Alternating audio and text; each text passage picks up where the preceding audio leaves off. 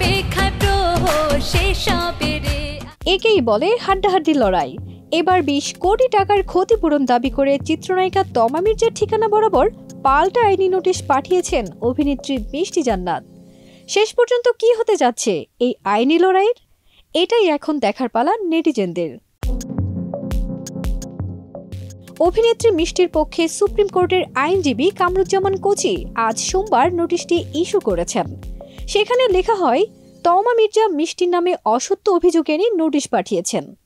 এটা তুলে নেওয়া ও ক্ষতিপূরণ হিসেবে 20 কোটি টাকা না দিলে মিষ্টি তোমার বিরুদ্ধে আইনি ব্যবস্থা নেবেন। শাহরিয়ার নাজিম জয়ের বিতর্কিত বিষয়গুলো নিয়ে কথা বলে সম্প্রতি আলোচনায় আসেন চিত্রনায়িকা মিষ্টি জান্নাত। এর মধ্যে আবার তমা মির্জার একটি ফেসবুক পোস্টকে কেন্দ্র করে মন্তব্য করেন মিষ্টি। তার জেরে তমা মিষ্টির ঠিকানায় পাঠিয়েছেন আইনি নোটিশ। আর সেই নোটিশে উল্লেখ করা হয়েছে, সংবাদ মাধ্যম ও সামাজিক যোগাযোগ মাধ্যমে তমার উদ্দেশ্যে মিষ্টির এমন আপত্তিকর মন্তব্যে তার 10 কোটি টাকার মানহানি হয়েছে। তবে এবার পাল্টা কাজটি করে বসলেন মিষ্টি। তমার বিরুদ্ধে 20 কোটি টাকার ক্ষতিপূরণ দাবি করে আইনি নোটিশ পাঠিয়েছেন।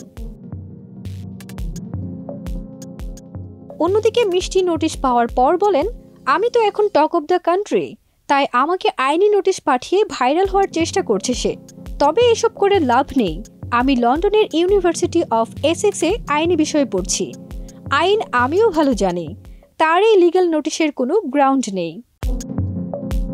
কিছুদিন আগে ঢালিউড কিং সুপারস্টার শাকিব খানের তৃতীয় বউ হতে যাওয়া নিয়ে গুঞ্জনে আলোচনায় আসেন অভিনেত্রী ও ডাক্তার মিষ্টি জান্নাত। তারপর থেকে একের পর এক বিতর্ক নিয়েই আলোচনায় আছেন তিনি। ফারজানা নিকিতা, দেশ রূপান্তর।